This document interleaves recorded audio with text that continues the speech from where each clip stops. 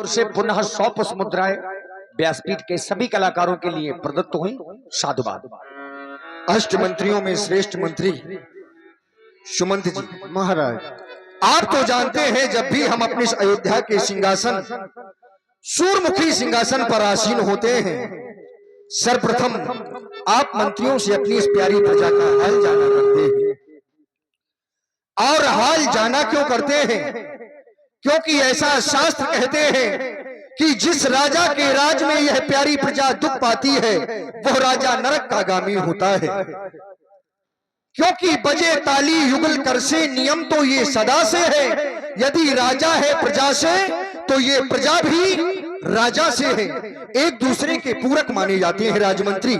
फिर जिस राजा के राज में यह प्यारी प्रजा दुख पाती है वह राजा नरक का गामी होता है, ऐसा हमारे शास्त्र कहते हैं। जासु राजे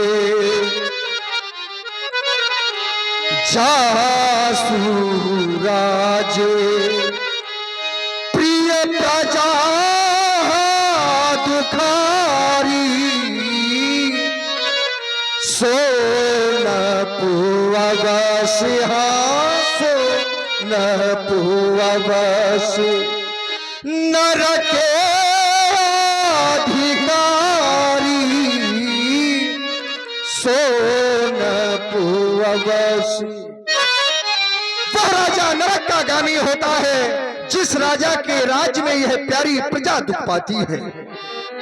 वही राजा समाज में शोचनीय होता है, वही राजा समाज में निंदनीय होता है।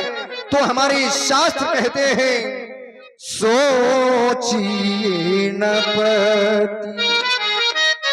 वह राजा सोचनीय है, कौन सा राजा?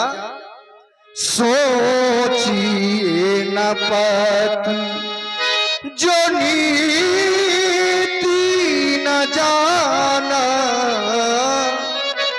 जेहि न प्रजा जेहि न प्रजा प्रिय प्राण समान जेहि न प्रजा। जिस राजा को यह प्यारी प्रजा निज प्राणों की भांति प्रिय नहीं होती, जिस राजा को यह प्यारी प्रजा निज पुत्रों की भांति प्रिय नहीं होती, वो राजा समाज में भी शोचनीय है। ऐसा राजा कभी संसार में यश कीर्ति को प्राप्त नहीं कर सकता। क्योंकि राजमंत्री महाराज, व्यक्ति बहुत सा धन एकत्र कर लेता है, बल एकत्र कर लेता है, परिवार होने के कारण यदि व्यक्ति के जीवन में अहंकार आ जाता है तो उस व्यक्ति का जीवन गर्त की ओर चला जाता है, उस व्यक्ति के जीवन का विनाश हो जाता है। तभी तो आज हमारा यह हृदय कहने के लिए बार बार बात कर रहा है कि धन पद पल पाकर, धन पद पल पाकर चूर रहे और सत पाकर, और सत पाकर वो भूल रहे, लेकिन वो सारी शक्ति, ऐसा धन, ऐसा यश, ऐसा वैभव, ऐसा धन किस काम का यदि हम किसी भूखे को भोजन नहीं करा सकते, किसी अनाथ का सहारा नहीं बन सकते, किसी भटके हुए को राह नहीं दिखा सकते, फिर जीवन किस काम का है? वो सारी शक्ति निरर्थक है जो काम किसी के या ना सके, बहुत सब बेकार है। इसलिए राजमंत्री महाराज, हम अपनी इस प्यारी प्रजा के बारे में ही क्यों पूछा करते हैं? इसका भी एक विशेष कारण है। वो विशेष कारण मैं आपसे कहता हूं, ये हमारी प्रजा साधारण नहीं है। एक राजा इस संसार में और है जिसकी प्रजा के लिए कहा जाता है कि पुर नर नार सुभट सुचि संता, धर्मशील ज्ञानी गुणवंता। ज्ञानी, गुणवान, संत हैं, तो ये क्या सभी विशेषताएं सर्वोपरि हैं क्या? राजमंत्री, इन सबसे सर्वोपरि एक और विशेषता होती है। कौन सी? जिसे संसार में चरित्र कहा जाता है। एक बार उसी राजा के राज में, राजा जनक के राज में ऋषि के द्वारा कथाएं सुनाई जा रही थी, वेद अध्ययन किया जा रहा था ऋषि दुर्वासा के द्वारा, और वहीं पर राजा जनक बैठे थे। उनके मुख से अचानक अनायास ही हंसी निकल पड़ी। ऋषि दुर्वासा ने पूछा कि आप हमारी बात को सुनकर हंस रहे हैं? राजा जनक ने अपनी बात को इधर उधर घुमाकर प्रकृति की ओर इशारा किया कि महाराज कुछ ऐसा देखकर हमें हंसी आई। लेकिन ऋषि दुर्वासा उस समय क्रोधित होकर उन्हें श्राप दे दिया कि जिस प्रकृति की सुंदरता के कारण तुम हमारी बात को सुनकर हंसे हो, जाओ मैं तुम्हें श्राप देता हूं कि यह सारी प्रकृति तुम्हारे राज की जहां तक है वह सूख जाए, निर्जीव हो जाए। और श्राप देते ही राजा जनक का वह पूरा बाग सूख गया। इस बात की चिंता राजा जनक को हुई। उपक्रम पूछा गया कि आखिर यह बाग पुनः हरा कैसे होगा। तब ऋषि ने कहा कि यदि किसी सती नारी के द्वारा कच्चे घड़े को कच्चे सूत में बांधकर यदि कुआं से जल निकालकर इस बाग में पुनः डाला जाए, तभी यह बाग पुनः हरा भरा होगा। नगर में ढिढोरा पिटवाया गया। सती तो वहां भी थी, लेकिन उनके हृदय में एक भय था कि शायद वो कच्चा सूत टूट गया या वह कच्चा घड़ा फूट गया तो हमारे सतीत्व पर दाग लग जाएगा। ये उनके हृदय में भय था। सभी देशों में इस बात की खबर भेजी गई। हमारे पास भी इस बात का आमंत्रण आया। हमने जाने की तैयारी की।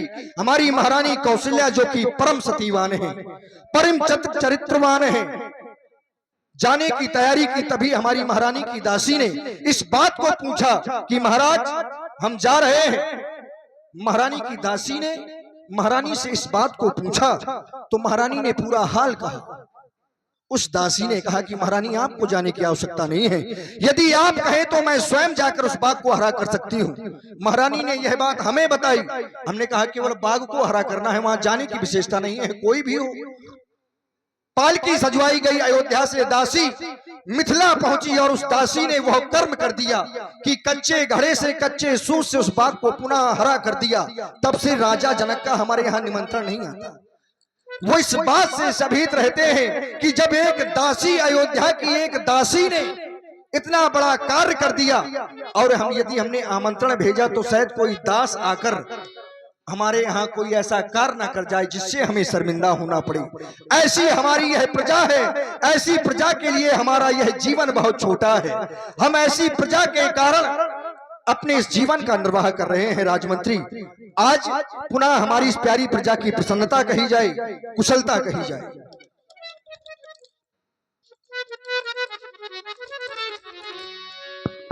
महाराज, जब भी आप राज सिंहासन पर विराजमान होते हैं तो हम मंत्रियों से यही पूछा करते हैं कि हमारी प्यारी प्यारी प्रजा खुशहाल तो है ना।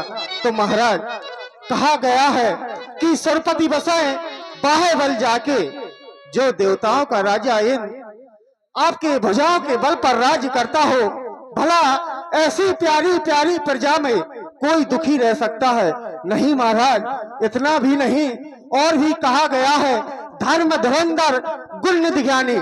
जिस राज्य में आप जैसा धर्मात्मा ज्ञानी राजा राज्य करता हो, उस राज्य की प्रजा कभी दुखी नहीं रह सकती। महाराज, कहा गया है कि मत कर परवाह किसी की, चाहे जमाना खिलाफ हो, चलना उस राह पर जो सच्चा और साफ हो। महाराज, यज्ञशाला, पाठशाला, गौशाला सभी सुचारू रूप से चलवाई जा रही हैं। समय समय पर मंदिरों की पूजा करवाई जा रही है। जो भी भिक्षुक दरवाजे पर आता है उसको भिक्षा दी जाती है। और महाराज, इतना ही नहीं, अयोध्या के हर घर में है दूध पूत की आवाज आनी, सिंह और अजा पीते एक घाट पानी। महाराज, आपकी प्रजा में कोई दुखी नहीं है। हृदय से प्रसन्नता हुई आपके इन शब्दों को सुनकर। जब तक हमारे राज्य में आप जैसे मंत्री हैं, हमारी प्रजा को कष्ट नहीं हो सकता। लेकिन राजमंत्री महाराज, एक बार भूपति मन माही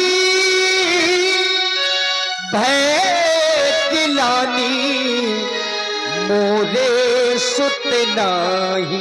तुम्हारे द्वारा बताया गया कि हमारी प्रजा में संपूर्ण प्रसन्नता है, लेकिन जब मैं विचार कर रहा हूं, अपनी इस प्यारी प्रजा का दर्शन करता हूं, तो पाता हूं राजमंत्री की आज भी हमारी यह प्यारी प्रजा कष्ट में है।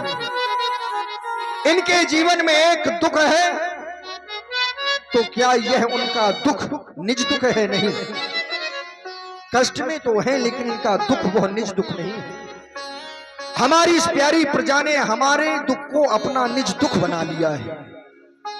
तुम भी देखते हो राजमंत्री, जब भी हमारी इस अयोध्या में किसी के गृह में बालक जन्म लेता है, तो अयोध्या वासियों के गृह में बधावे नहीं बजवाए जाते, खुशियां नहीं मनाई जाती, उत्साह नहीं मनाए जाते। जानते हो क्यों? क्योंकि अयोध्या के सम्राट के पास, इस अभागे राजा दशरथ के पास एक भी संतान नहीं है। और राजमंत्री, जिस व्यक्ति की संतान नहीं होती, उसे इस संसार में अनाथ कहा जाता है। अनाथ व्यक्ति के जीवन में दो ही ऐसे समय आते हैं जिस समय व्यक्ति को अनाथ कहा जाता है। एक बाल अवस्था होती है। यदि बाल अवस्था में माता पिता का सानिध्य नहीं है, तो उस व्यक्ति को अनाथ ही कहा जाएगा। और यदि वही व्यक्ति, उसका चौथापन चल रहा है, बुढ़ापा चल रहा है, और यदि पुत्रों का सानिध्य नहीं है, तो ऐसे माता पिता को भी अनाथ कहते हैं।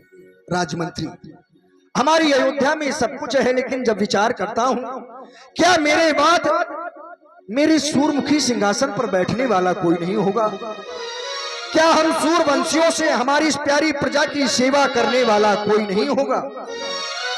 क्या हमारे बाद हमारी इस अयोध्या की प्यारी प्रजा अनाथ हो जाएगी? राजमंत्री, बस यह ग्लानि आज हमारे हृदय को खाई जा रही है। राजमंत्री, और जब व्यक्ति के जीवन में दुख हो, तो दुख अवश्य ही किसी ऐसे व्यक्ति से कहना चाहिए जो कि आपके दुख का निवारण करे, ना कि आपके दुख को सुनकर उसे हास्य पर हास्य में परिवर्तित करे। राजमंत्री महाराज, इसीलिए चाहता हूं कि आज के दरबार को यहीं पर स्थगित कर दिया जाए। हम अपने गुरु सदन जाना चाहते हैं। हमारे एक भी संतान नहीं है। यह दुख अपने श्री गुरुदेव भगवान को बताएंगे। जो आज्ञा महाराज। देखिए, एक बार अगर भगवान भी आपसे रुष्ट हो जाएं, तो गुरु आपको बचा लेते हैं। लेकिन अगर कहीं गुरु आपके विरोध में हो गए तो